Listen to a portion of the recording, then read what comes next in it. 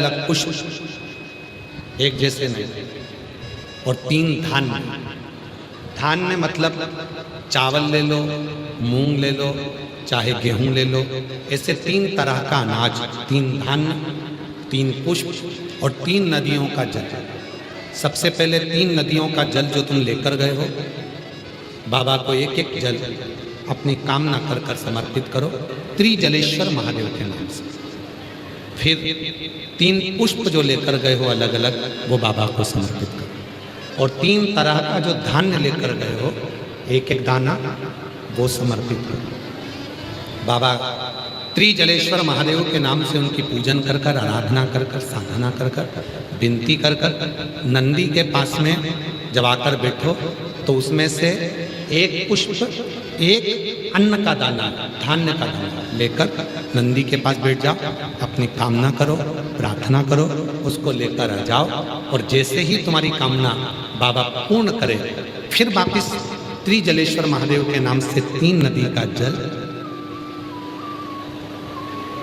अब की बार जब वापिस करो तो 2 पुष्प नए और 1 पुष्प जो पुराना लेकर आए हो वो, 2 अनाज नए, 1 अनाज पुराना जो लेकर आए थे वो किसी भी शिवलिंग में जाकर त्रिजलेश्वर महादेव के नाम से समर्पित करोगे, मेरा देव अधिदेव महादेव तुम्हारी कामना को पूर्ण करेंगे। त्रिजलेश्वर कौन से महादेव हैं? त्रिजलेश्वर। और त्रिजलेश्वर महादेव की। और भी यदि मान लो शरीर में अगर कोई रोग बड़ा आ गया और डॉक्टर कह रहे हैं इसका कोई हल नजर नहीं आ रहा, 3 कूप, 3 कुआं, 3 बावड़ी, 3 नदी, 3 तालाब या 3 सरोवर या 3 जलाशय का जल भी अगर हम भगवान शंकर को समर्पित करते हैं तो उसका भी पुण्य फल प्राप्त है। उसका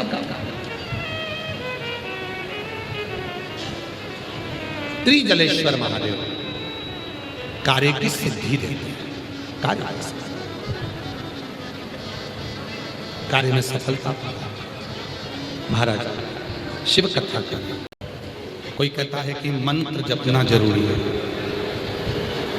जब तक मंत्र नहीं जपोगे तब तक भगवान नहीं मिलेंगे।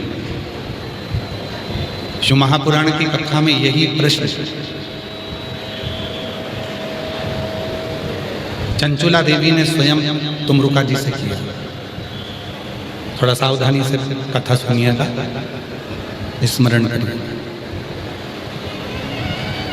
चंचुला देवी स्वयं भगवान तुमरुका जी से प्रश्न कर रहे हैं। चंचुला देवी ने कहा, तुमरुका जी मेरा एक प्रश्न है, क्या आप मेरे प्रश्न का उत्तर दोगे? तुमरुका जी ने पूछा कि कौन सा प्रश्न? बोलिए। कहा मेरा प्रश्न ये है कि ना तो मैंने मंत्र जपा, ना मैंने कोई पुण्य करा, उसके बाद भी मैं पार्वती जी की सहेली कैसे बने, माता पार्वती जी की सखी कैसे बने? ना तो मैं कभी मंत्र को जपी हूं और ना कभी मैंने कोई पुण्य करा। अगर मैं पुण्य करती तो मेरे मन में रहता कि मैंने पुण्य करा, अगर मैं मंत्र जपती तो मेरे मन में रहता कि मैंने मंत्र जपा। पर ना मैंने मंत्र जपा और ना मैंने कोई पुण्य करा, फिर मैं कैलाश पार्वती जी की सहेली बनकर कैसे बैठ गई? तुमरुका जी ने कहा, चंचुला तेरे गांव के लोग, सारा गांव इकट्ठा होकर गाड़ी में बैठकर, बैलगाड़ी में बैठकर किसी और जगह पर जा रहे थे। पर चंचुला तूने जितने गांव के लोग किसी और जगह पर जा रहे थे, उन सारे गांव के लोगों को निवेदन कर कर, विनय कर कर तू सारे गांव के लोगों को लेकर काशी चली गई और सारे गांव के लोगों को तूने काशी का दर्शन करा दिया। भले तुझे मंत्र नहीं आता था पर तेरा मन पवित्र था।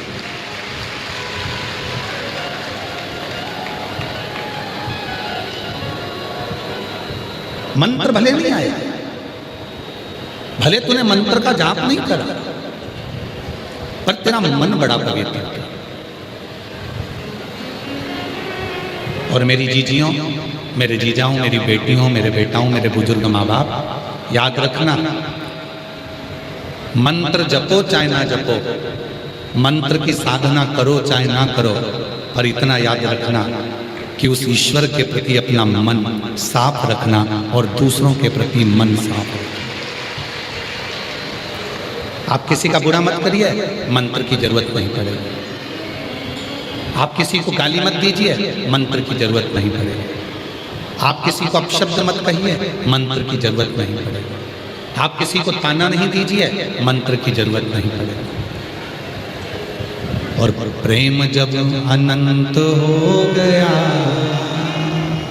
रोम रोम संत हो गया, प्रेम जब अनंत हो गया, रोम रोम संत हो गया।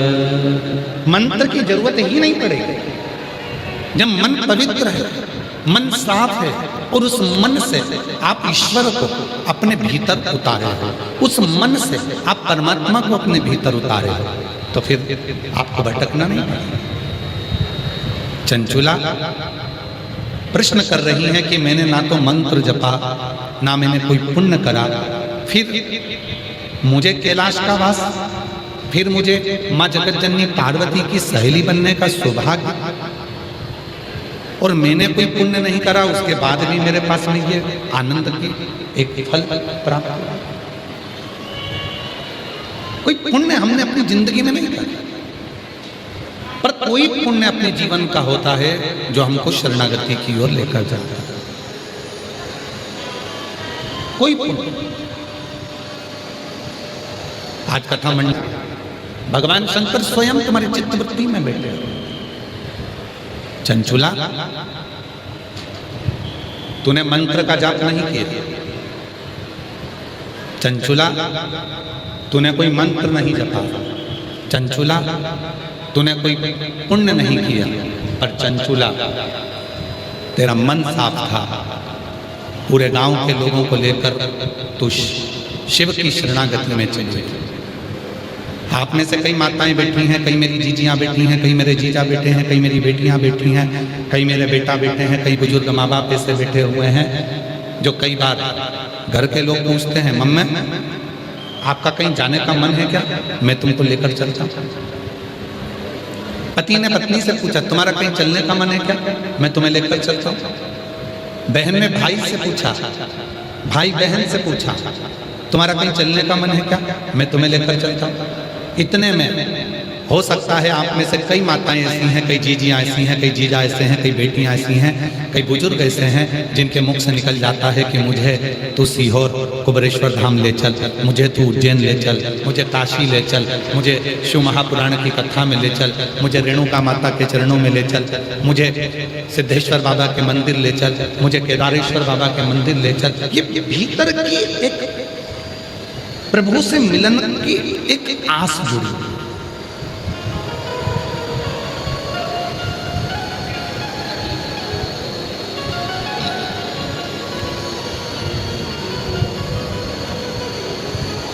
और प्रभु से मिलन की जो आस जुड़ी है भीतर, परमात्मा से मिलन की जो आस जुड़ी है भीतर, वो आस परमात्मा तक पहुंचा देती है।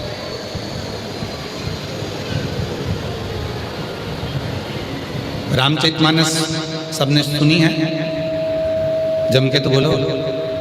रामायण सबने सुनी है ना, ठीक है, थोड़ा डीले कम कर दो, डीले। रामचरितमानस सबने सुनी है, ठीक है।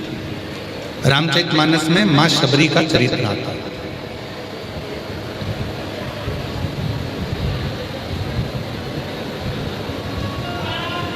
एक बार माता शबरी ने मातंग बाबा से पूछा था कि मुझे कौन सा मंत्र जपना चाहिए।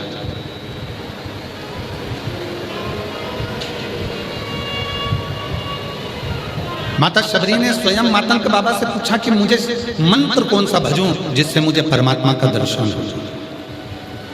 और मातंग बाबा ने कहा, तुम मंत्र कोई भी जपो चलेगा, पर परमात्मा मंत्र से नहीं, परमात्मा मन देखकर तेरे पास आएगा। मन। अब क्या देखा मेरे भोले बाबा ने, क्या देखा मेरे राम जी ने? मन। कब देखा सबरी अम्बा का मन? जब माता शबरी बेर तोड़कर लाई और बेर लाकर भगवान को जब देने लगी तो मुख से झूठा कर चक चक कर दी गई। भगवान जान गए इसके मुख से मंत्र भले ना निकले हों, पर इसके मुख से जो बेर मेरे पास आ रहे हैं वो मंत्र के झूठे मन से पवित्र हैं और इसने अपना मन मुझे दे दिया। इसने मुझे मंत्र नहीं दिया, इसने मुझे मंत्र प्रदान नहीं करा, पर इसने अपना मन मुझे दे दिया।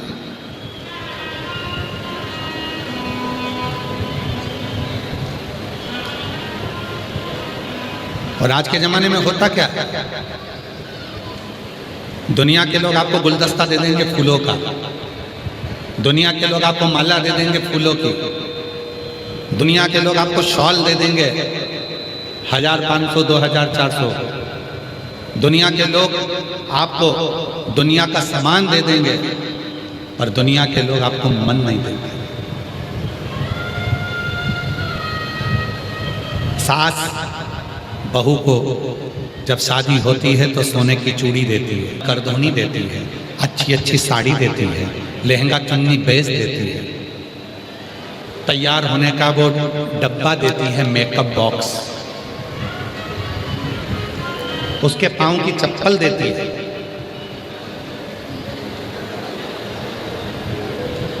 कितना सामान सास ने दिया। और बहू के घर से भी कितना सामान आया। समधन के लिए अलग से साड़ी, समधी के लिए कपड़े, देवर के लिए कपड़े, जेठ के लिए कपड़े, पूरा घर का सामान, फ्रिज, कूलर, वॉशिंग मशीन, ये वो दुनिया का सारा सामान दहेज में दिया, सब कुछ दिया। पर कोई पूछे कि तुमने फ्रिज दिया, तुमने कूलर दिया, तुमने वॉशिंग मशीन दी, तुमने कपड़े दिए, तुमने जेवर दिया, क्या तुमने अपनी बहू को अपना मन दिया? और बहू से पूछे कि आपने अपनी सास को मन दिया? तो महाराज दुनिया की वस्तु लोग दे देते हैं, पर मरते दम तक अपना मन दे नहीं पाते हैं। वो मन अपने पास में ही रखते हैं, वो मन नहीं देते। शायद अगर दुनिया के लोग फ्रिज, कूलर, वॉशिंग मशीन और ये सामान ना दें और मन दे देना, तो दुनिया में जितने भी वृद्धाश्रम है ना, सब बंद हो जाएं और घर के बूढ़े सब घर पहुंच जाए। यदि मन दे तो, मन नहीं देता। और देख लिया संसार हमने, सब मतलब के यार हमने देख लिया। झूठे नाते, झूठे रिश्ते, झूठे नाते, झूठे रिश्ते, अरे झूठा है संसार हमने देख लिया। सब मतलब के यार हमने देख लिया, देख लिया संसार हमने देख लिया। केवल अगर मन दे दे, केवल मन, धन नहीं। और आज आप लोगों से कहने में पीछे नहीं हटेंगे आर्मी वाले।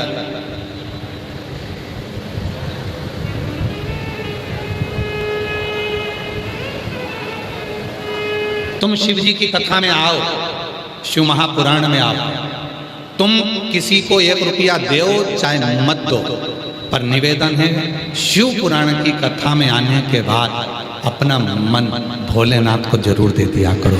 शिव उसको मन चाहिए।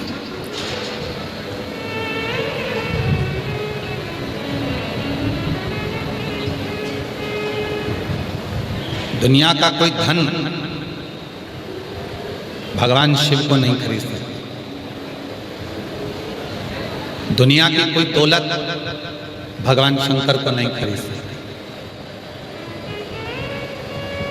केवल मन, और मन के सिवाय कुछ नहीं। कि भक्तों के घर भी तेरा दर्शन के नैन बाबरे दर्शन दिया करो। कहते हैं प्रेम से प्रभु छिलके भी खा गए, कहते हैं प्रेम से प्रभु छिलके भी खा गए। शबरी के झूठे वेद भी खाते रहा करो, शबरी के झूठे वेद भी खाते रहा करो। दर्शन के नैन बाबरे दर्शन दिया करो। शिव को कुछ मत दो,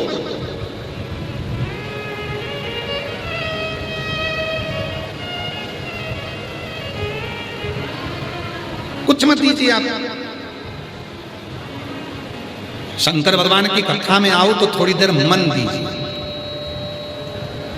पड़ोसन बात करे तो उसको कह दो हाथ जोड़ती हूँ, 50 रुपए खर्च कर यहाँ पहुंची हूँ। मंदिर और शिवालय में सुबह से बैठी हूँ, धक्का मंदिर में भगवान आंधी तूफान आया, टेंट टूट रहा, नीचे जमीन, मंदिर में भगवान बैठा मिलता है। उसके बाद भी मैं जगह छोड़कर नहीं गई। जहाँ शंकर भगवान का शिवलिंग है और बाहर नंदी है, उसको शिवालय कहा। तेरे हाथ जोड़। शिवालय में भगवान बैठा हुआ नहीं मिलता। भगवान का नियम है, तुम्हारे मोहल्ले में, तुम्हारी गली में, तुम्हारी कॉलोनी में, तुम्हारे क्षेत्र में। और उसने जब देखा कीचड़ में भी शिव भक्त लाखों की संख्या में बैठे हुए हैं, तब उसकी बुद्धि में आया कि यह कथा शायद दुनिया की एक शिवपुराण एक ऐसी है कि कीचड़ में, गंदगी में भी, गर्मी में, बारिश में, ठंड में लोग देखते नहीं हैं और बैठे शिव को भज रहे हैं। उनका एक लक्ष्य है, मेरे बाबा को अपना दिल दे देना और बाबा से अपने मन की बात कर देना। उसको कुछ वो मंत्र नहीं जानता। आप में से कई मेरी माताएं, कई मेरी जीजियां हैं जो हमारी हिंदी भाषा भी नहीं जानते। आप में से कई मेरी माताएं ऐसी बैठी हुई हैं जो यहाँ पर आती हैं, जब पत्र पढ़ा जाता है और पत्र पढ़ने पर जब वो यहाँ आती हैं तो हम उनसे बात करते हैं तो उनको हिंदी नहीं आती, वो मराठी बोलती हैं।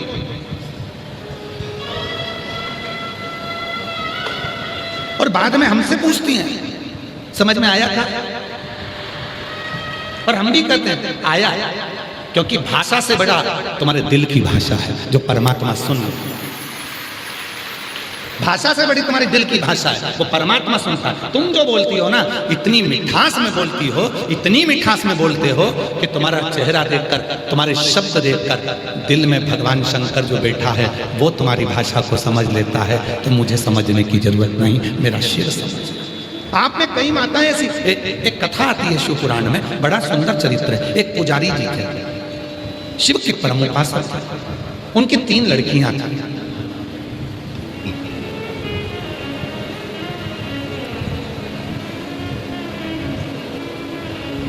रामा पुजारी की 3 लड़कियां।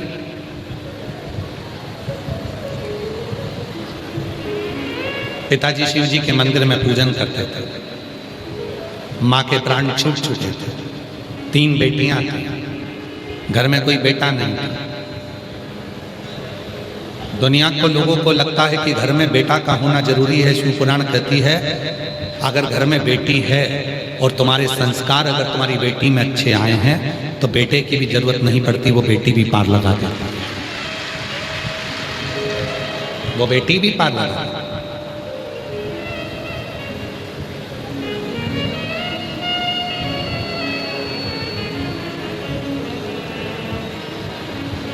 शिव कथा का 3 बेटियां थी रामा पुजारी, शिव के उपासक थे, शंकर भगवान के मंदिर में पूजन करते थे, अर्चना करते थे, साधना करते थे।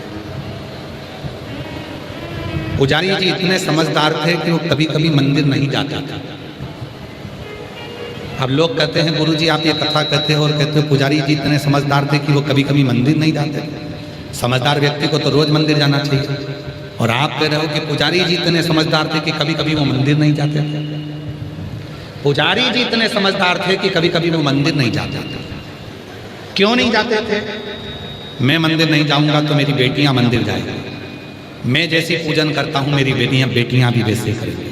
कभी कभी घर में जब कुल देवता की पूजन हो, कुल देवी की पूजन हो, घर में कोई पितरों की पूजन हो, तो सास को कह देना चाहिए कि अभी मेरे कमर में दर्द है बहू, तू पूजन की तैयारी कर। क्यों? बहू को अपने जीते जी पूजन करने का तरीका और पूजन करना सिखा कर जाओ, जिससे तुम्हारे जाने के बाद तुम्हारी बहू अपनी बहू को वो पूजन का तरीका सीखे। और आधे से ज्यादा सास क्या कहती है, तेरे बस का नहीं है, बस यही सीख के आई अपने बाप के घर से, तुझे कुछ नहीं आता, चल मैं सब कर लूंगी, मैं सब कर लूंगी, मैं सब कर लूंगी। तो बहू भी कहती है कर ले, जा कर। आजकल की बहुओं को तुम कम समझते हो। एक सास हमेशा बहू के पीछे पड़ी रहती थी, कचौड़ी तल रही थी बहू, एक एक कचौड़ी अच्छे से तलना, पोछा लगाए तो एक एक कोने का अच्छा पोछा लगाना, झाड़ू से एक एक कचरा निकालना, एक एक बेडशीट को अच्छे से झटकारना। एक दिन बहू को गुस्सा आ गया, बहू चली गई नहाने बाथरूम में, 4 घंटे नहीं निकली। सास ने आवाज लगाया, बेटा ओ बेटा जल्दी निकलो, काम पड़ा हुआ है। क्या कर रही हो इतनी देर तक? मम्मा एक एक बाल को शैम्पू कर रही है। अब उस दिन से सास ने कहना बंद कर दिया कि एक एक रोटी को अच्छे से सेकना, एक एक कचौड़ी अच्छे से तलना। सास ने उस दिन से कहना ही बंद कर दिया।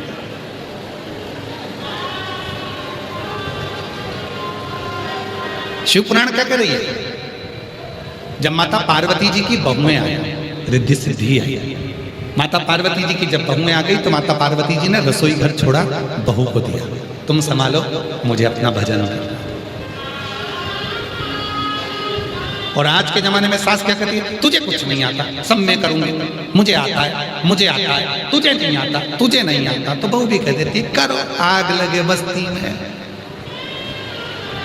तो सास चिल्लाए, छोराओं से कह देख लो तुम्हारी बहू को एक नीचे नहीं आई, एक नहीं उतरी, एक काम नहीं करे, एक काम नहीं करे, और काम करने के लिए आगे आए तो कि तुझे कुछ नहीं आता। अरे भाई, एक बार सब्जी बिगाड़ेगी, 2 बार बिगाड़ेगी, रोटी बिगाड़ेगी, 1 बार 2 बार 3 बार 4 बार, धीरे धीरे सीखेगी। कोई माता के गर्भ में से तो सीख कर नहीं आता। तुम्हें सासू कहा गया है। सास से मतलब होता है जितनी माँ से भी आस नहीं होती उतनी सास से होती है, इसलिए सास का फर्ज है कि ज्यादा सिखाना। रामा पुजारी बहुत समझदार था। कई लोग पूछते हैं तुम वो मंदिर नहीं जा रहे और तुम कह रहे हो समझदार था। समझदारी देखो ना क्या करी उसने। रामा पुजारी बहुत समझदार था, कभी कभी मंदिर नहीं जाता था। क्यों नहीं जाता था? बेटी जल लेकर जब धीरे धीरे स्कूल की ड्रेस में या घर की ड्रेस में चट्टा पहनकर, टी-शर्ट पहनकर छोटे छोटे बच्चे जब लोटा लेके मंदिर में जाते होंगे, ईमानदारी से बोलो तुम्हारा दिल खुश होता होगा कि नहीं होता? तुम्हारे मन को प्रसन्नता होती होगी कि नहीं होती होगी? इतने इतने से बच्चे, ये तो कभी देखा ही नहीं हमने, ऐसा न जाना तो कभी देखा ही नहीं। आज पूरा विश्व, पूरा देश, पूरा मेरा भारत देश आज एक एक उत्तर से लेकर दक्षिण, पूरब से लेकर पश्चिम तक एक एक गांव में छोटे छोटे बच्चे शिव जी के मंदिर में जा रहे हैं। ये नजारा विश्व ने कभी नहीं देखा था जो शिव पुराण के माध्यम से आज देखा था। शिव महापुराण के माध्यम से आज लोग देख रहे हैं छोटा छोटा।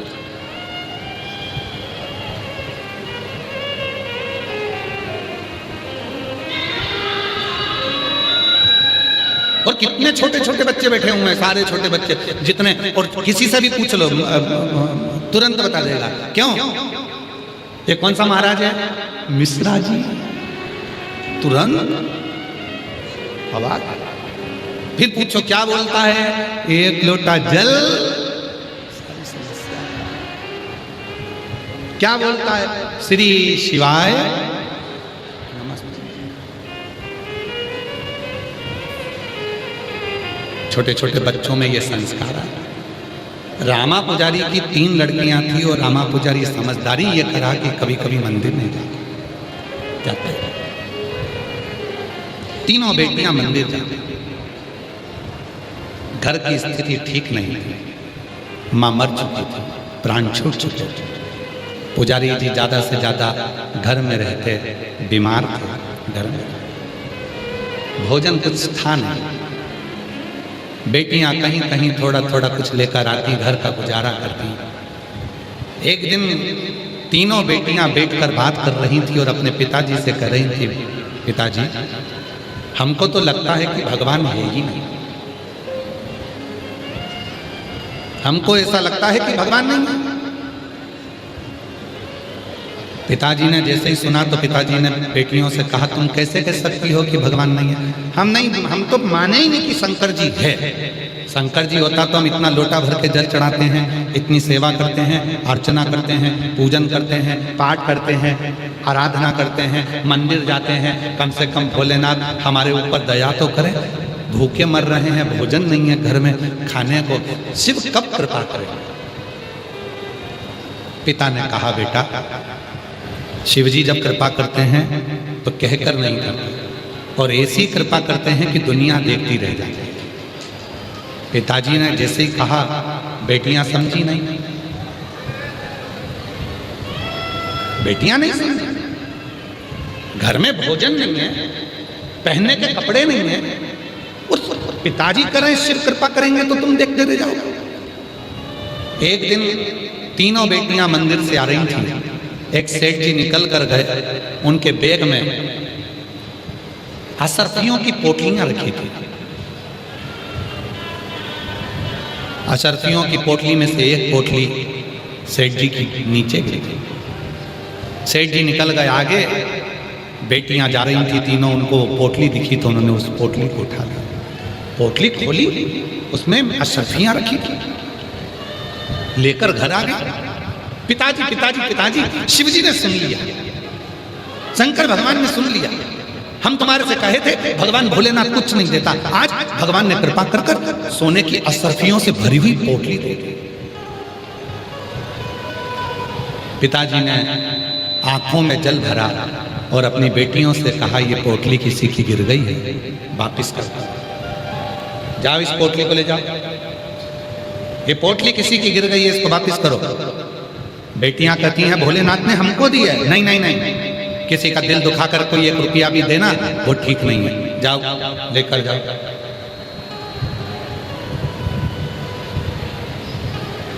हृदय दुखाकर अगर धन मिला है तो वो ठीक नहीं है। बेटियां पोटली लेकर गईं। सेठ जी पोटली को ढूंढ रहे थे कि मेरी पोटली कहाँ गई, इतने में लड़की पहुंच गई।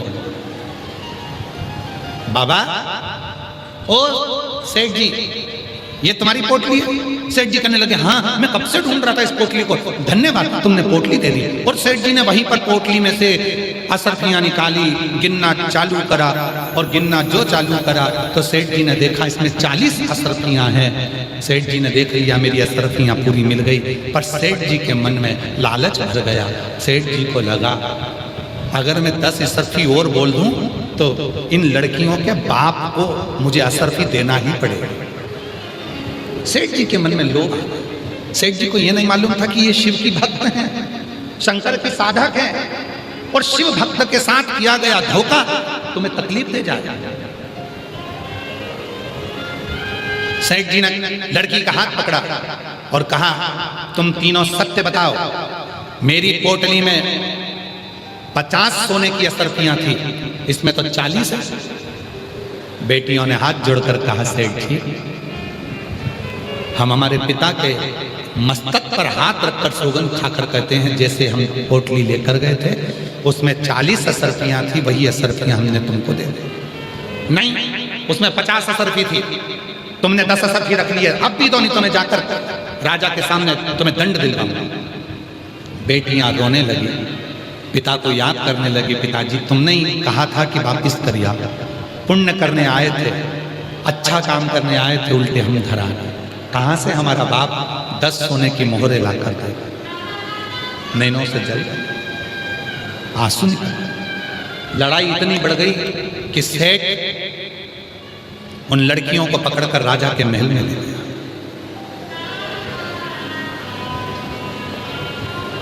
मंत्रियों ने पूछा क्या हुआ? मेरी सोने की पोटली गिर गई थी, इन लड़कियों ने पोटली लाकर दी। कितनी असर थी तुम्हारी पोटली में? 50। लड़कियों ने कितनी दी? 40। 10 असर थी इन लड़कियों के पास। बाप को सूचना मिली, बाप दौड़ते दौड़ते राजा के महल में गए। द्वारपालों ने बाहर रोक दिया।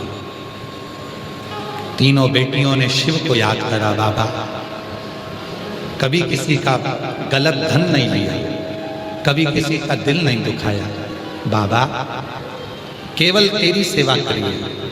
भूखे रहे तो भी किसी के आगे नहीं गए, क्योंकि पिताजी ने कहा था कि एक दिन शिव ऐसी करुणा करेगा कि तुमको भी सेठ बना देगा।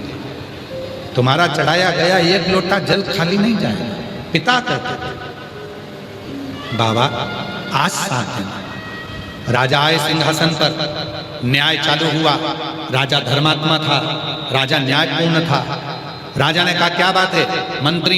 मंत्रियों ने कहा ये बढ़िया सेठ की सोने की पोटली गिर गई थी, लड़कियों ने इसको पोटली दी। सेठ जी का कहना है कि मेरी 50 असरफी थी, लड़कियां कहती हैं इसमें 40 असरफी थी। राजा ने सेठ जी को बुलाया पास में, बोलो क्या बात है? मेरी पोटली गिर गई थी, मैं ढूंढ रहा था, लड़कियां आई, उन्होंने मुझे पोटली लाकर दी। अच्छा, कितनी असरफी थी तुम्हारी पोटली में? 50। इस पोटली में कितनी है? 40। जाओ लड़कियों को बुलाया, बेटा तुमको पोटली मिली थी? हाँ। यही पोटली है? हाँ। कितनी असरफी थी इसमें? 40।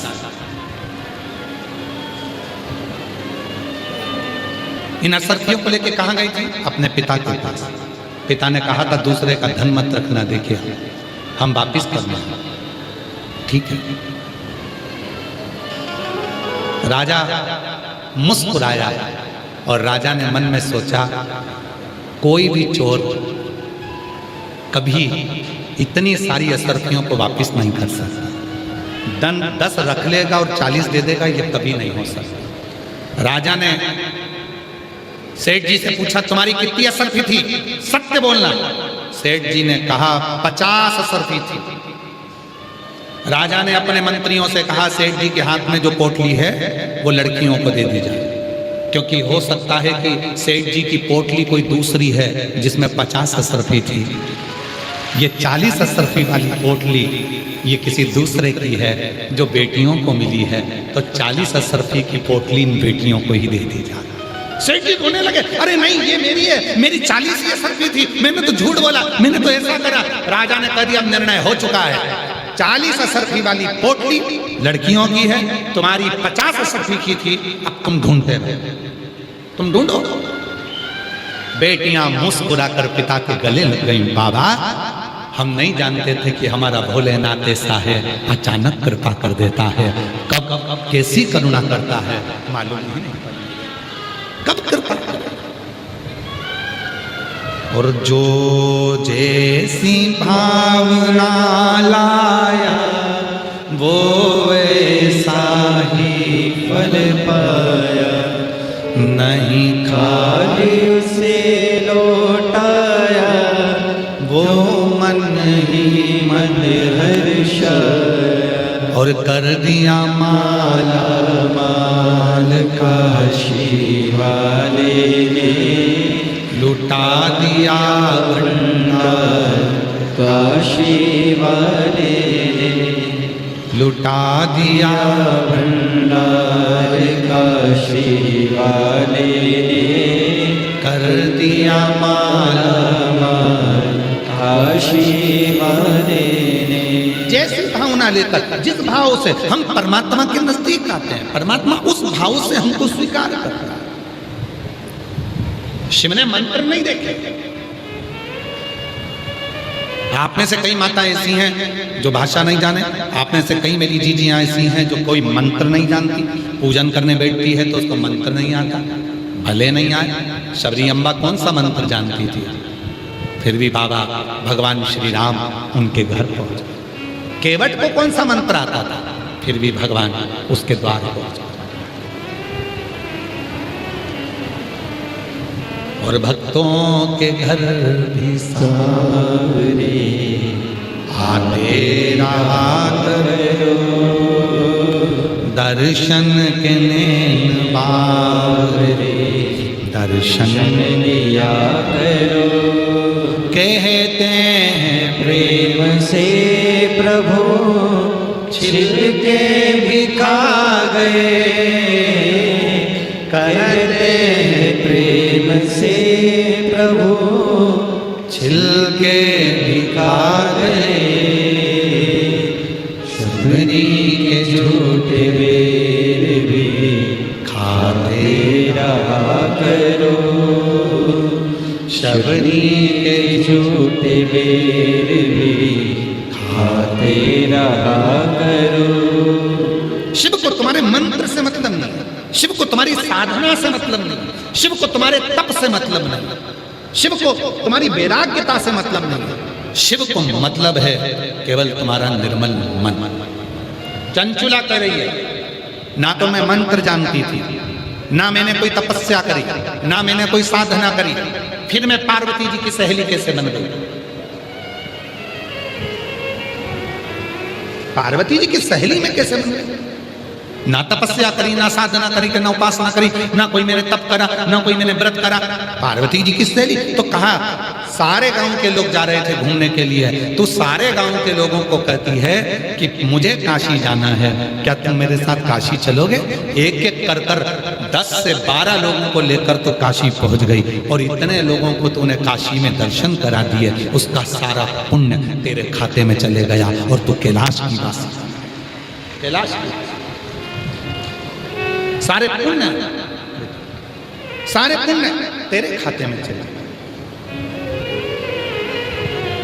ये पुण्य था। एक पत्र है, अच्छा है,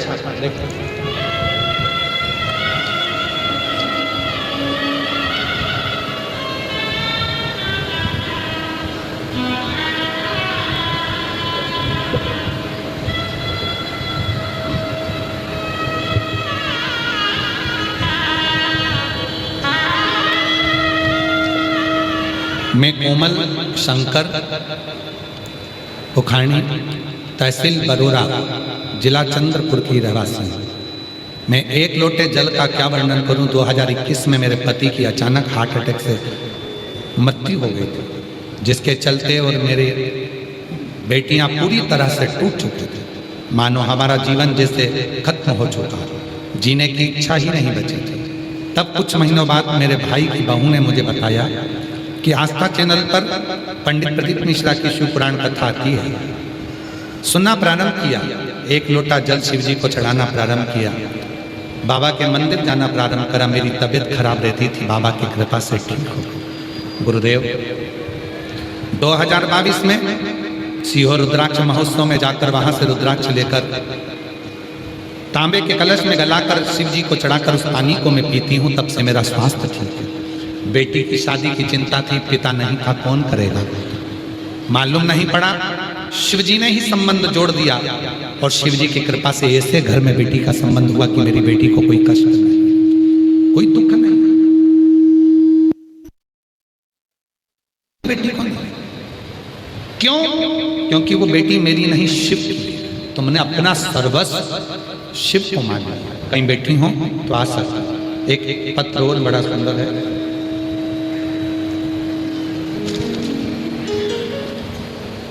लक्ष्मी अमोल। मेरे को ऐसा लगा कि मेरा बेस्ट हमेशा ऑफलाइन ही दिखता है। ऑनलाइन में डिस्ट्रैक्शन है, स्क्रीन टाइम का एक इफेक्ट हो रहा था। बेटर है ऑफलाइन जाओ ताकि टीचर्स भी देख पाएँ, बिकॉज कभी कभी आपको नहीं समझ में आता कि आप क्या कर रहे हो। लक्ष्मी अमोल मेड़पल्ली वार, मैं नांदेड़ की रहने वाली हूँ। मेरा मोबाइल नंबर है गुरुजी 2022 से कथा सुन रही हूँ। मुझे 13 साल बच्चा नहीं था। मैंने सफेद आंकड़े की जड़ का प्रयोग किया, पशुपतिनाथ का व्रत किया, सब जगह से आस छूट गई थी। तब शिव पर भरोसा किया और बाबा की कृपा से 2023 में बाबा ने ऐसी कृपा करी कि मेरे यहाँ संतान की प्राप्ति हुई, और शिव जी की कृपा से मेरा मकान भी बन गया, और बाबा की कृपा खुद के मकान में, पहले किराए के मकान में रहती थी, अब बाबा की कृपा से खुद के मकान में रहती हूँ। एक पत्र और बड़ा सुंदर है। शिव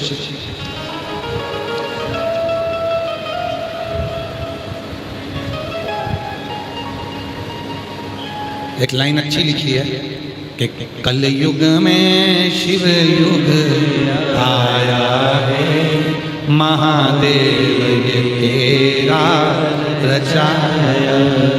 गुरुजी मैं विजय कोले बोरी, जरा पढ़ो तुम लोग, नाम पढ़ लो। बोरी यवतमाल से। अब हम यवतमाल में रहते हैं, एक लोटा जल का मैं क्या वर्णन करूं, जिनके पत्र पढ़े जा रहे हैं वो आ सकते हैं। गुरुजी मेरा बेटा अभिषेक उर्फ विनय विजय कोले कई दिनों से, सालों से सरकारी नौकरी के लिए पुलिस बनने का प्रयास कर रहा था, लेकिन कुछ नंबरों से रह जाता था, सफलता नहीं मिल रही। तब मेरी बहन ने बताया टीवी पर पंडित प्रदीप मिश्रा जी कथा आती है, वो सुनो। और किसी ने कहा एक लोटा जल शिव जी को चढ़ाना प्रारंभ करो। गुरुजी मैं 2023 से शिव के मंदिर जाना प्रारंभ कर दी, शिव जी को जल चढ़ाना प्रारंभ कर दी। मेरा बेटा हिम्मत हार गया, तो मैंने अपने बेटे से कहा कि तू शंकर जी के मंदिर में झाड़ू लगा, पोछा लगा, निर्माल्य विसर्जन कर और मंदिर में एक लोटा जल चढ़ा। मेरा बेटा भी मंदिर में जाने लगा और बाबा की ऐसी कृपा हुई गुरुदेव, मेरे बेटे को लेकर मैं श्रावण के महीने में सीहोर आ गया। कुबेरेश्वर बाबा की कावड़ के बारे में सुना था, तो मैंने अपने बेटे को लेकर आई और बाबा की प्रदोष की कावड़ कुबेरेश्वर धाम पर सीवन नदी का जल चढ़ाया। बाबा की कृपा से मेरे बेटे के लिए 2 नौकरियों का सिलेक्ट हो गया, एक SRPF में और दूसरी नौकरी पुलिस विभाग में। मेरे बेटे को 2 जगह से ऑफर आया। आज मेरा बेटा पुलिस विभाग में नौकरी कर रहा है। मैं बाबा को यहाँ धन्यवाद देने के लिए आई। शिव तत्व किसको कहता है? एक विश्वास, एक भरोसा, एक दृढ़ता। जब शिव के प्रति प्रत्येक मानव के भीतर एकाग्रता हो जाए, शिव तुम्हारे मंत्र से नहीं, शिव तुम्हारे मन से भी।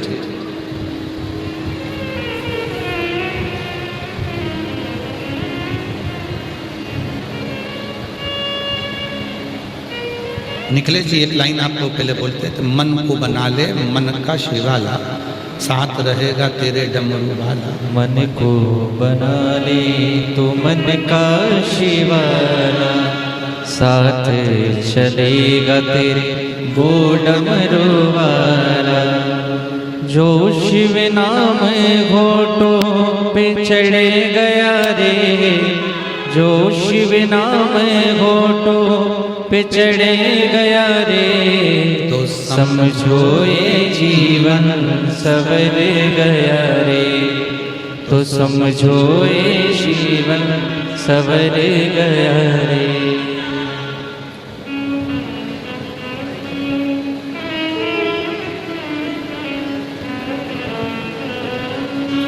शिव नाम होठों पे चढ़ गया रे, शिव नाम होठों पे चढ़ गया रे, तो समझो ये जीवन सवर गया रे, तो समझो ये जीवन सवर गया रे।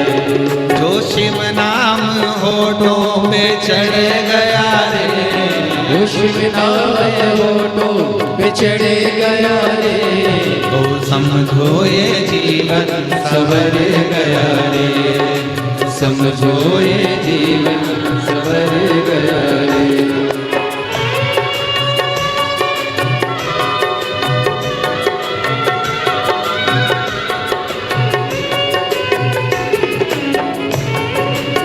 ताली से बजे बड़े भाव से।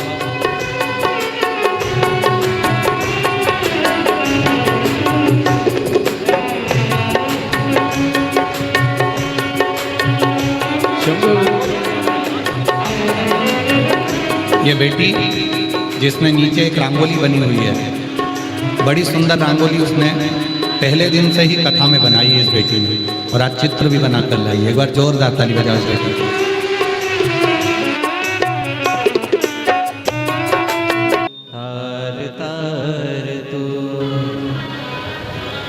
शिव कथा कर रहे हैं, भगवान शंकर का चरित्र कर रहे हैं।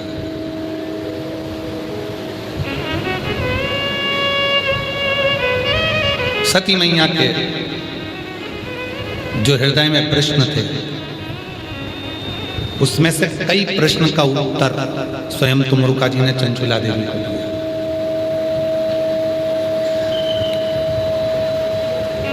ऐसे कई प्रश्न हैं। कई माताएं एक आध प्रश्न कर लेती, क्यों गुरुजी?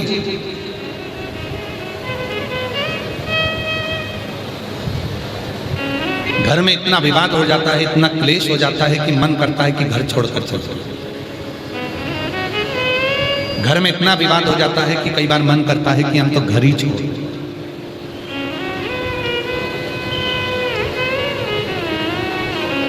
भगवान शंकर का चरित्र निंदा बर्बाद कर देती है। बड़ के पेड़ के नीचे स्वयं शिव विराजमान होते हैं। माता सती के हृदय में, उनके कानों में जो पिता ने निंदा करी थी, वो कानों की निंदा को निकालने के लिए शिव सती माता को कुंभज ऋषि की यहाँ कथा श्रवण कराते। कथा क्या करते हैं? मन की व्यथा को समाप्त करते, मन की। इसीलिए तो माता पार्वती जी ने शिव जी से प्रार्थना करी थी। केवल जगत की एक माँ जगत जननी माँ पार्वती जी हैं, जो विवाह करने के बाद भगवान शंकर से कहती हैं कि मुझे अमर कथा सुना।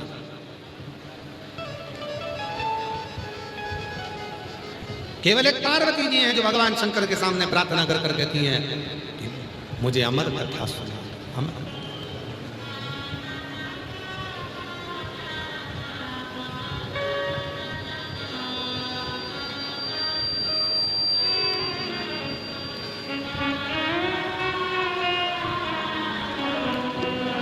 स्वयं पार्वती जी कर रही हैं, जिसे सुन कर मैं भी अमर हो लो, जिसे सुने कर मैं भी अमर हो लो। शिव कह रहे हैं पार्वती, घोर कलिकाल में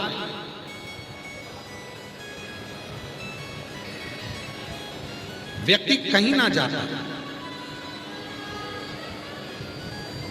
किसी तीर्थ में, किसी स्थान पर, किसी शिवालय तक, किसी मंदिर तक, किसी गुरु तक भी अगर कोई संसार का मानव घोर कलिकाल में ना पहुंचे, तो भी वो मनुष्य निर्मल मन से, निर्मल हृदय से, साफ मन से, घर में रहकर भी, घर में रहने वाले सदस्यों की सेवा भी निष्कपट भाव से यदि वो कर लेता है, तो मेरे ही धाम को पहुंच जाता है। मेरे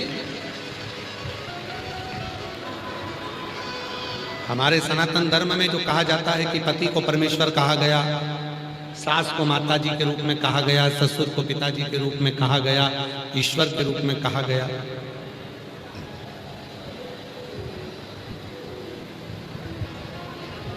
वो कोई साधारण बात नहीं है। स्वयं शिव महापुराण की कथा कहती है कि परिवार को साध लेना और परिवार में रह लेना, और वो भी निष्कपट भाव से, ये भी एक ईश्वर की साधना। आप अपने सास ससुर की सेवा कर रहे हो, बुजुर्गों की सेवा कर रहे हो, घर में बड़ों की सेवा कर रहे हो, छोटों के प्रति प्रेम रखे हो, ये भी शिव साधना, ये भी शिव साधना। और ये साधना आपको शिव से सीखना चाहिए। जब विदल और उत्पल दो असुर ऐसे हो गए थे जिनको समाप्त करना मुश्किल था, और वो विदल और उत्पल जब माता पार्वती जी के सामने आते हैं और पार्वती जी अपने को सात्विक बना कर, साधना में डूब कर, मां पार्वती जी ने कुंदुक को उठाकर विदल उत्पल का जब संहार किया, और वो विदल उत्पल का संहार कर कर कुंदुक शिव जी के चरणों में जाकर गिरा, तो शिव जी का नाम कुंदकेश्वर महादेव। यहां कोई व्यवस्था अगर नहीं मिली तो उसने प्रश्न किया जो बूढ़ी अम्मा से, बूढ़ी माँ से, मान लो कोई व्यवस्था नहीं मिली तो बूढ़ी माँ ने पलट कर जवाब दिया, कोकड़ी वाले थोड़ी ना व्यवस्था करेंगे, व्यवस्था तो शंभू करेगा।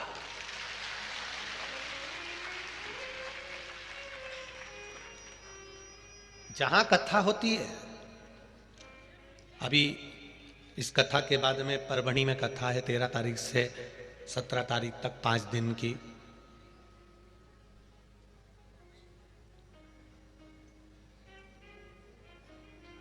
परभणी वाले भी व्यवस्था करने में लगे हुए हैं, तैयारी करने में लगे हुए हैं। उनको भी अंदाजा नहीं रहता कि कितने आएंगे।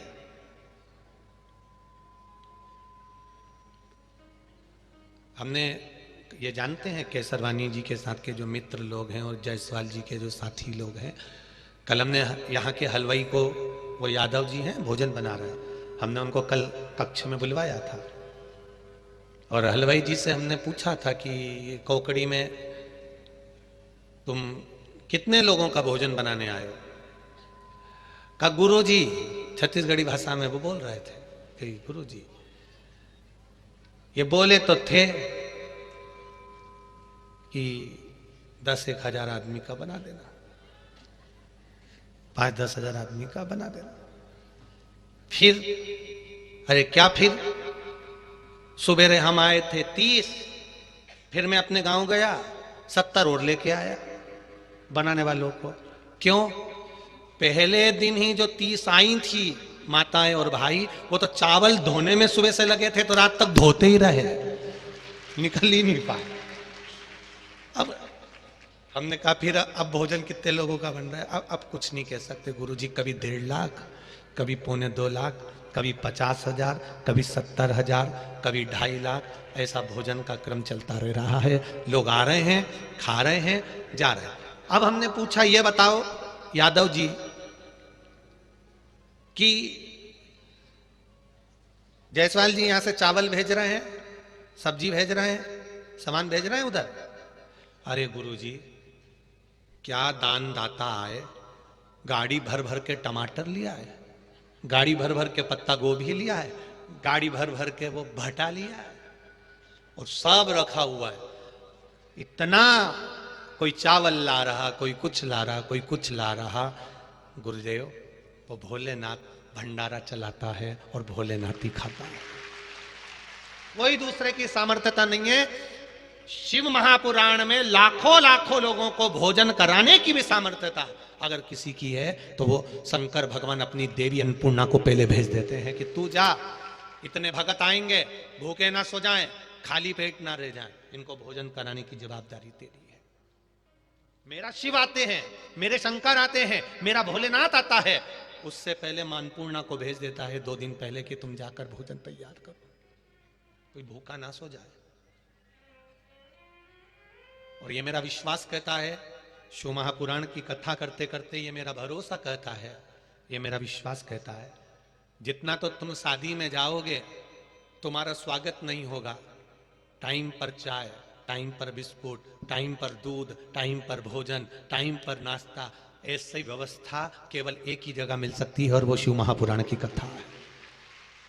और यहां देखा नहीं जाता कि ये वीआईपी है तो इसको ज्यादा देंगे, ये कम वीआईपी है तो इसको ज्यादा कम देंगे, ऐसा नहीं है। शंकर के धाम में शिव महापुराण की कथा में जो आया है, बालोदा बाजार से भी माताएं दर्शन करने आ रही थी तो झोले में भर भर के बिस्कुट के पूड़े ला रही थी। मेरी बालोदा बाजार की जीजियों को मैं प्रणाम करता हूं, आपके विश्वास को प्रणाम करता हूं। आप बालोदा बाजार से आ रही हो तो झोले में बिस्कुट लेकर आ रही हो कि बच्चों को बांटते हुए जाएंगे। बच्चे लोग सो रहे होंगे, छोटे छोटे बच्चे आए होंगे, माताओं के साथ में कोई आया होगा, उनको दे देंगे। बुजुर्ग आएंगे, भूख लगेगी तो उनको दे देंगे। मैं धन्यवाद दूंगा बालोदा की एक बहन को, रोज रात्रि को आती थी और रोज रात्रि को आकर प्रतिदिन रात्रि को कहीं बिस्कुट, कहीं टॉफी, कहीं कोई सामग्री, कहीं पानी की छोटी छोटी बोतलें, कहीं पाउच, कुछ भी उसके हाथ में आता था वो देकर चली जाती थी। धन्य, हम पहचानते नहीं पर आपकी श्रद्धा को नमन करते हैं, आपके विश्वास को नमन करते हैं, आपके भरोसे को नमन करते हैं।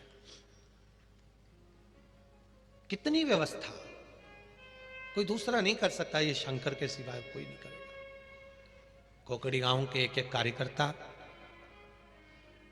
जायसवाल परिवार ने तो कथा कराई, परिवार तो लगा ही था, पर साथ में उनकी मित्र मंडली और एक एक कार्यकर्ता भी तत्परता से कार्य करे।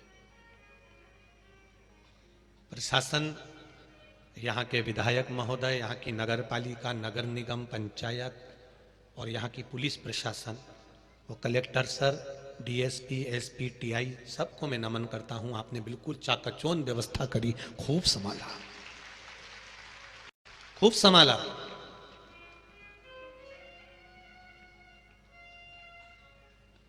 भक्ति का बल भजन से, और भजन जब तक जिंदगी में नहीं आएगा तब तक सुख का अनुभव नहीं हो सकता। एक सुंदर कथा आती है आशुतोष भगवान की। एक प्राचीन समय में एक रत्नभद्र नाम के एक धर्मात्मा यक्ष हुए, जिनका नाम था रत्नभद्र। यक्ष लोक में रहते थे, यक्ष थे। अब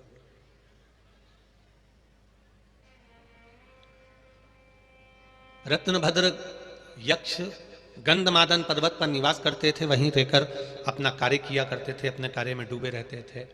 उनके घर में एक बेटे ने जन्म लिया जिसका नाम था पूर्णभद्र। अब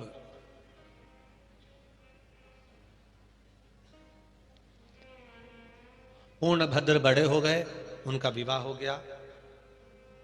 कन्या कनक कुंडला से। उनकी धर्मपत्नी का नाम था कनक कुंडला। 16 वर्ष निकल गए, कनक कुंडला के गर्भ से संतान नहीं हुई। जिस नारी के गर्भ से संतान नहीं होती उसको बड़ा दुख होता है कि मुझे संतान क्यों नहीं है।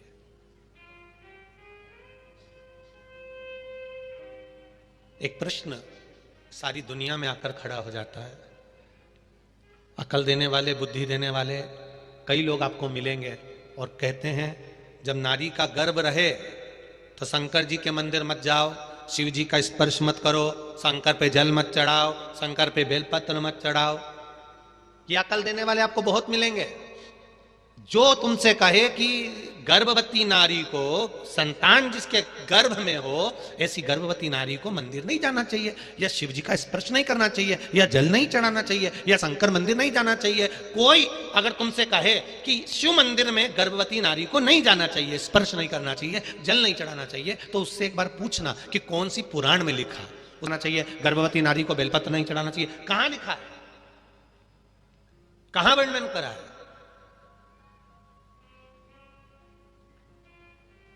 कितना सुंदर कहा है, गर्भ में संतान हो तो भजन करो, गर्भ में संतान हो तो रामायण, गीता, हमारे वेद, हमारे शास्त्र, हमारे पुराणों को पढ़ो। इतना भी नहीं कर सकते तो रोज प्रतिदिन भगवान के मंदिर में जाकर एक लोटा जल चढ़ाओ, भगवान का दर्शन करो, उनका पूजन करो, उनका स्मरण करो। क्यों कहते हैं, किस लिए कहते हैं?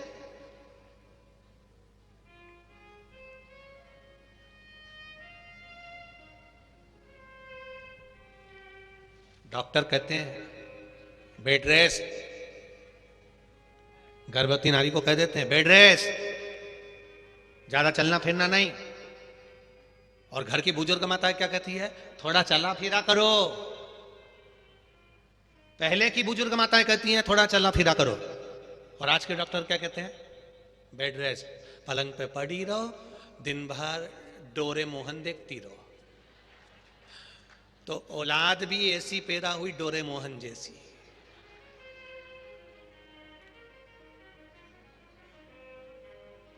ऐसी औलाद पैदा हुई कि रो रही है कि हंस रही है मालूम ही नहीं पड़ता।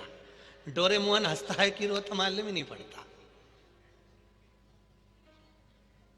अब किसी ने पूछा कि तुमने ये संतान तुम्हारी ऐसी हो गई, तो कहा वो डॉक्टर बोला था बेड रेस्ट का।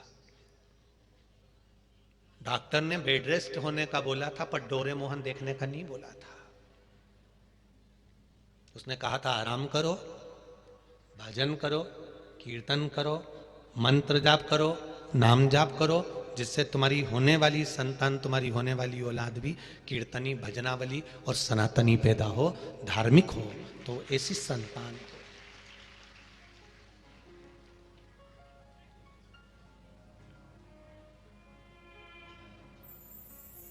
भजन का बल बढ़ाइए, भजन का बल। जाना, कौन कहता है कि शिव मंदिर नहीं जाना चाहिए गर्भवती को? जाओ, दर्शन करो। स्कंद पुराण कहती है गर्भवती नारी को भगवत भजन करना चाहिए, नाम जाप करना चाहिए, कीर्तन करना चाहिए, वेद पुराण शास्त्र पढ़ना चाहिए। हमारे भारत भूमि पर जन्मे हुए वीर वीर योद्धाओं का चरित्र पढ़ना चाहिए। महाराणा प्रताप, छत्रपति वीर शिवाजी, संत नामदेव, तुकाराम, रामकृष्ण परमहंस, चैतन्य महाप्रभु जी, मीराबाई, श्रीमद वल्लभाचार्य, गुरु नानक देव जी, श्री महावीर स्वामी जी, गौतम बुद्ध जी, इनके पावन चरित्रों को पढ़ना चाहिए।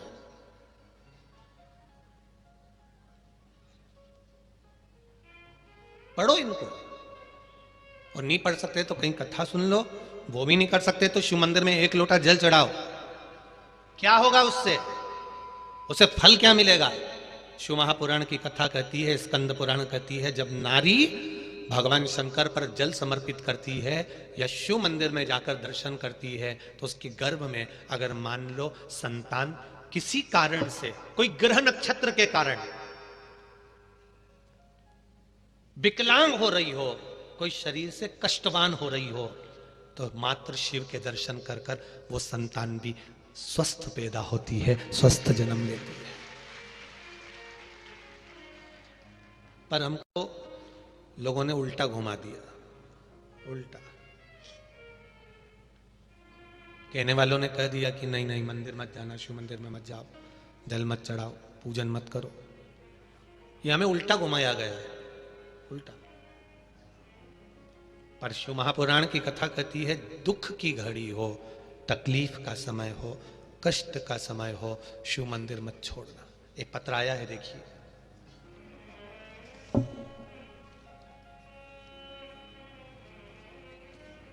जिसने पत्र बनाया है उसने सीनरी भी बड़ी सुंदर बनाई है। बहुत बहुत साधुवाद आपको। एक किसान भाई को दर्शाया है छत्तीसगढ़ के, बहुत बहुत साधुवाद। पत्र लिखा है, मैं विद्या ठाकुर, गोड़ियारी, रायपुर, रामनगर से हूं। मेरा मोबाइल नंबर ये है, कहीं बैठे हो तो हाथ हिलाइएगा, जहां कहीं भी बैठे हो। मैं विद्या ठाकुर, मेरा बेटा 15 साल का है, जिसके पेट में अचानक दर्द हुआ। फिर हम उसको अंशु डायग्नोस्टिक सेंटर लेकर गए। वहां 15/10/2022 को सोनोग्राफी के लिए लेकर गए। तब हमें पता लगा कि हमारे बेटे के दोनों किडनी, दाईं और बाईं, जिसमें एक किडनी बहुत छोटी पड़ गई है और दूसरी किडनी ने काम करना बंद कर दिया है। मैं और मेरे पति, हम रायपुर में हुए शिव महापुराण की कथा को सुनने रोज आया करते थे, क्योंकि बेटे की दोनों किडनी खराब हो चुकी थी। एक किडनी छोटी हो गई, एक किडनी ने काम करना बंद कर दिया। हम रायपुर में जब कथा हुई तो हम कथा सुनने रोज आया करते थे। कथा से प्रेरित होकर हम कभी शिव मंदिर तो नहीं गए, पर कथा सुनने के बाद में रायपुर गुड़ियारी में जब कथा सुनी तब हमने शंकर जी के मंदिर जाना प्रारंभ किया। 15 दिनों के अंदर हमने आपके कहने अनुसार शिव जी को जल चढ़ाया, बेलपत्री लाए, अपने बच्चे को देना चालू करी, जिसकी उम्र 15 साल की है।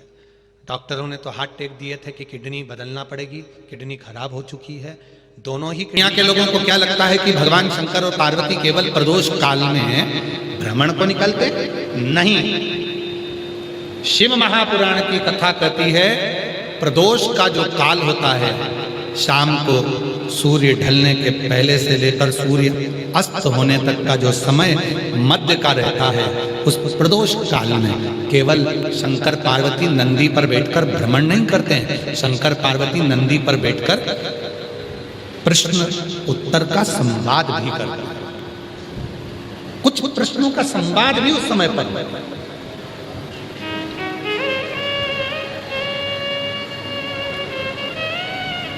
और उसमें कुछ प्रश्न, जैसे कई माताएं कहती हैं कि हमारा मन करता है कि हम घर छोड़ दें, ये मन करता है कि घर छोड़कर चले जाएं, इतना इतना गुस्सा आ जाता है घर में, विवाद देखकर, क्लोज देखकर, क्रोध देखकर घर छोड़ने का मन हो जाता है। ना ना ना, ना।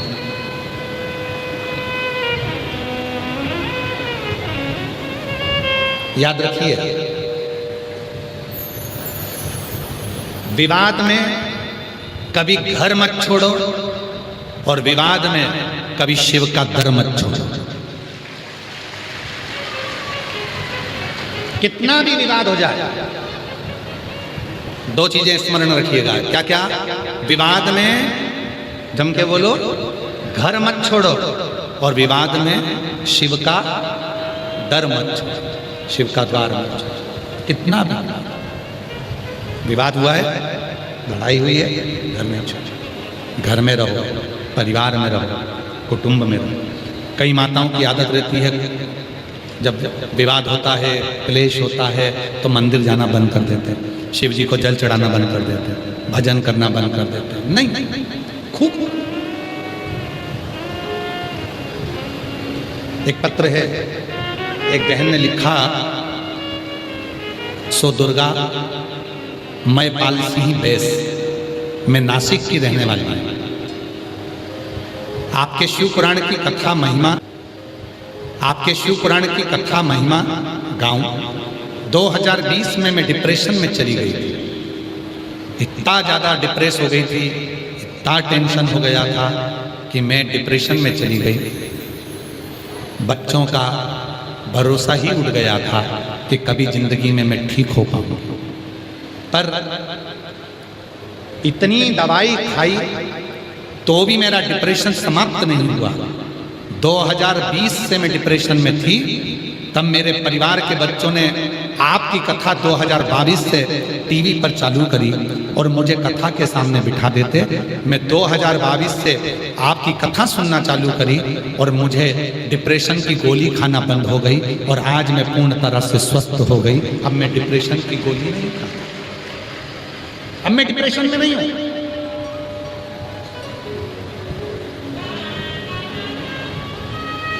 गुरुजी, मेरे बच्चों का कोई काम नहीं था। शिव महापुराण की कथा घर में टीवी पर चलती है, उसका कितना असर होता है मैं बताता हूं। मेरे बच्चों का कोई काम नहीं था, आज बाबा की कृपा से मेरे बच्चों का 2 व्हीलर 4 व्हीलर का गैरेज का काम चालू हो गया और आज बाबा की कृपा से हमारी अच्छी आमदनी प्रारंभ हो गई। केवल शिव पुराण की कथा घर में चल रही है। और आप में से कई लोग हैं जिनके घर में टीवी पर रोज प्रतिदिन आस्था चैनल चालू करो, शिव महापुराण की कथा चलती है। लोग कहते क्या करोगे कथा सुनकर, क्यों चालू करके रखिए, नहीं सुन रहे तो भी चालू है, उसका फल खाली नहीं जाता। कितनी टेंशन, कितनी भी परेशानी, कितनी भी चिंता, हम तो बाबा के भरोसे चलते हैं, हम तो बाबा के भरोसे चलते हैं। ये दुनिया वाले जलते हैं, ये दुनिया वाले जलते हैं, भोले बाबा के भरोसे चलते हैं, डमरू वाले के भरोसे चलते हैं। और कितनी भी चिंता आप छोड़ो उसको, विवाद नहीं करा, और विवाद हो भी गया तो घर नहीं छोड़ना, लड़ाई हो भी गई तो परिवार नहीं छोड़ना। कितना भी क्लेश हो जाए, कितना भी विवाद हो जाए, कितनी भी टेंशन आ जाए, परिवार नहीं छोड़ना, घर नहीं छोड़ना। और कितना भी चिंता हो, कितना भी दुख आकर खड़ा हो जाए, कितनी भी परेशानी आकर खड़ी हो जाए, शंकर का दर नहीं छोड़ो। एक लोटा जल चढ़ाना मत छोड़ो, शिव के मंदिर में जाना चाहिए। कुछ माताओं के पत्र देखिए,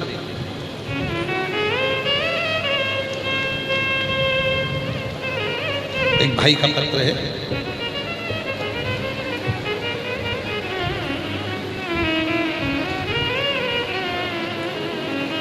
पहले फोटो देखो, एलईडी पर फोटो आ रहा होगा, जिसको वेंटिलेटर पर डाल दिया गया और शरीर ने काम करना बंद कर दिया। मेरा नाम अल्पा संतोष ठमके, मेरे पति का नाम संतोष शिवानंद ठमके, मेरा मोबाइल नंबर ये है। मैं उमरखेड़ जिला यवतमाल की रहने वाली हूँ।